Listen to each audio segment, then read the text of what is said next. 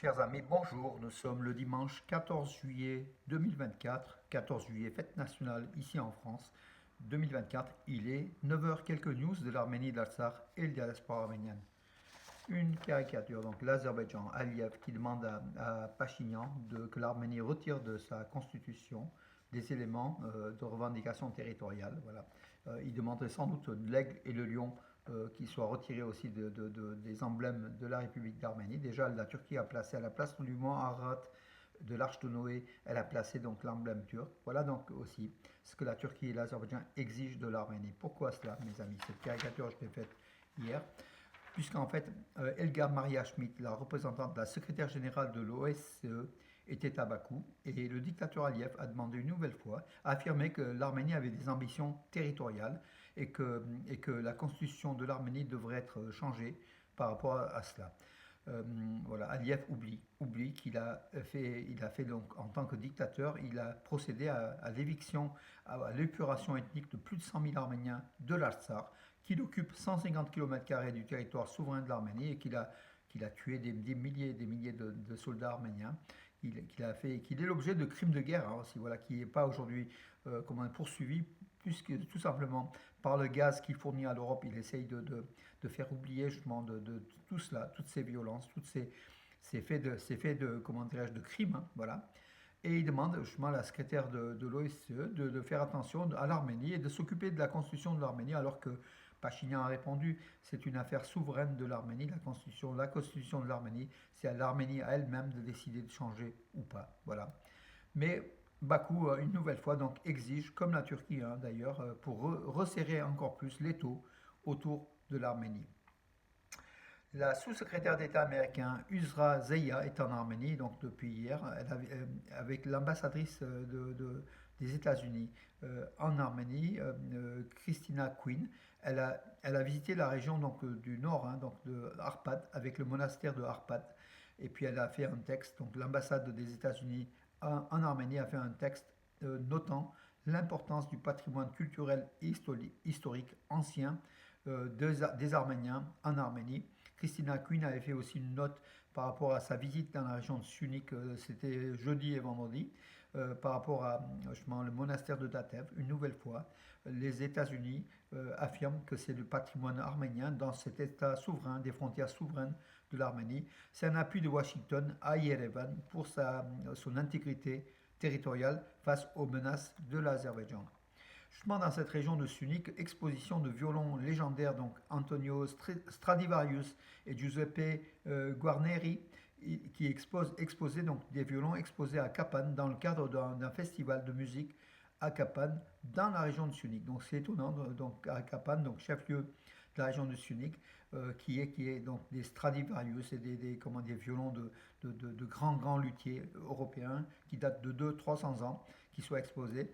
C'est grâce à quelqu'un, donc à une personne qui est proche de l'Arménie et qui est le propriétaire de ces Stradivarius et compagnie. C'est Florian Léonard.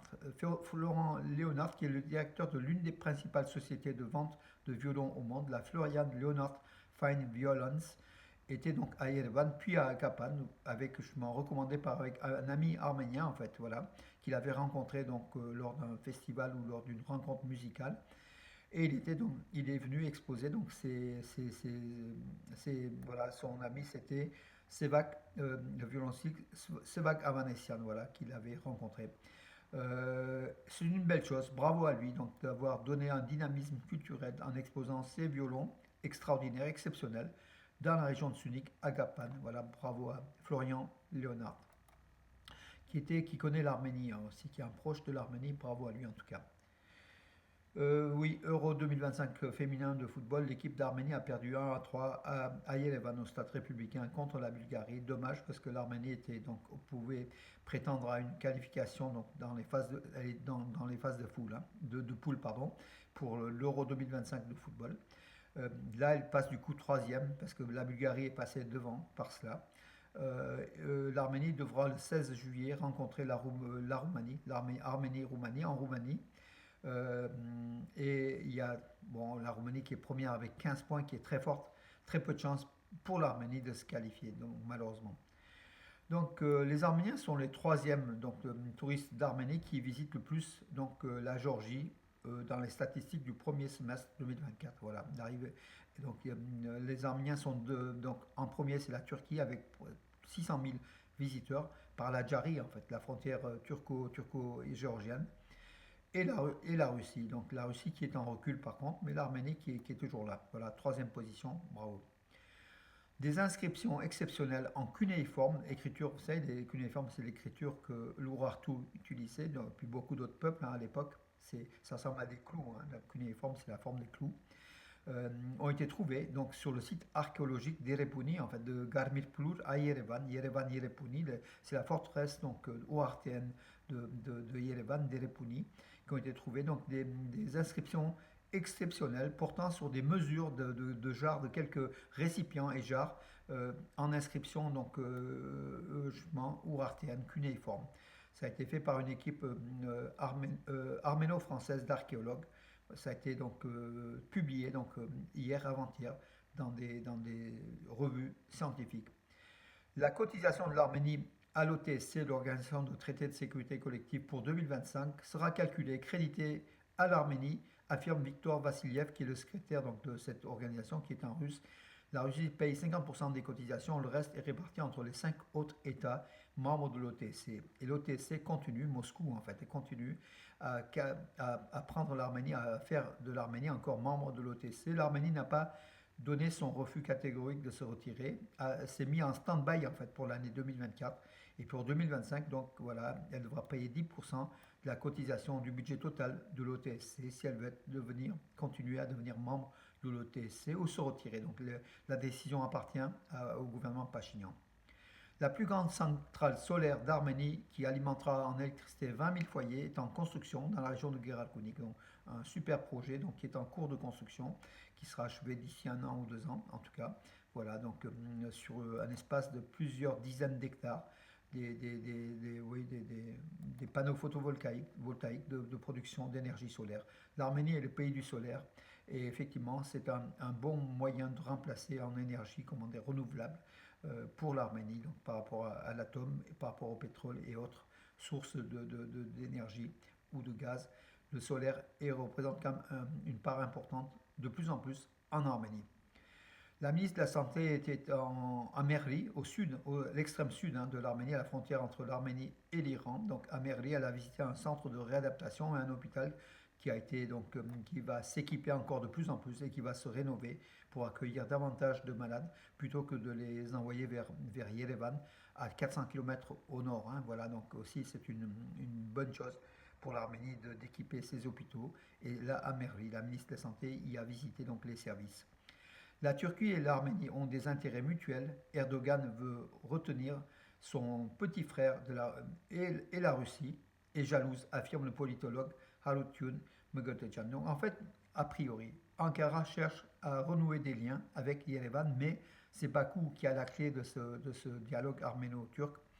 Et Erdogan essaye de retenir son petit frère, l'Azéri, le dictateur Aliyev, pour essayer de s'engager davantage avec l'Arménie, éventuellement en établissant des liens diplomatiques et l'ouverture des frontières, donc progressivement, pour l'économie des deux pays. Donc selon Erdogan, c'est une bonne tendance que l'Arménie, justement, a montré, le gouvernement Pachinian a montré quand même sa bonne volonté et que Erdogan voilà, penche plutôt en faveur de l'affirmation des relations entre la Turquie et l'Arménie. Le seul élément, c'est l'Azerbaïdjan qui bloque donc cette situation-là. Et la Turquie est quelque part victime de ce blocage azéri.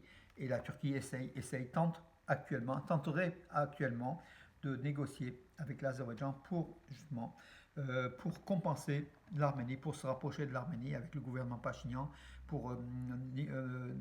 Erdogan a dit que c'est une chance inouïe, qu'on a actuellement une grande chance de conclure la paix entre l'Azerbaïdjan et l'Arménie, et la Turquie, a priori, désirerait cette paix, puisqu'en fait elle est aussi profitable à l'économie de la Turquie. Voilà. Et puis politiquement, pour Erdogan, ce serait aussi un bon point s'il établit des relations avec l'Arménie aux yeux de l'Occident, en fait, de l'Union européenne et des États-Unis. Voilà mes amis pour les informations pour aujourd'hui. Donc aujourd'hui, 10h30, église apostolique arménienne de Saint-Nicolas, sous Nikoroios à Romans, pour une messe avec le père Roussik Sarkisian, les diacres Garbis Mualian, Vatkes Vartanian et la superbe chorale. Voilà, un peu comment dirais-je, un peu d'église arménienne dans nos, comment dirais-je, dans notre vie de tous les jours. Ça fait pas de mal, donc on ira tout à l'heure. Je vous ferai une vidéo depuis l'église. Vous verrez aussi cette messe pour vous imprégner de cette liturgie arménienne qui est extraordinaire. Et puis après, donc, à l'amicale des Arméniens de Romans, à la salle Sévan, il y aura un repas, notamment des brochettes à l'arménienne qui seront servies. Voilà mes amis, à tout à l'heure et puis bonne journée. À demain pour ceux qui suivent les informations. Demain soir aussi 19h, Radio Arménie Lyon, spécial l'Arménie au JO de Paris 2024, avec l'historique de l'Arménie et des Arméniens depuis l'Antiquité jusqu'à Paris 2024. Voilà mes amis pour aujourd'hui, je vous donne rendez-vous donc à tout à l'heure pour ceux qui veulent voir un peu d'église, un peu de messe, de liturgie arménienne, et puis à demain pour les informations, pour tout le reste. Voilà, bonne journée et puis 14 juillet.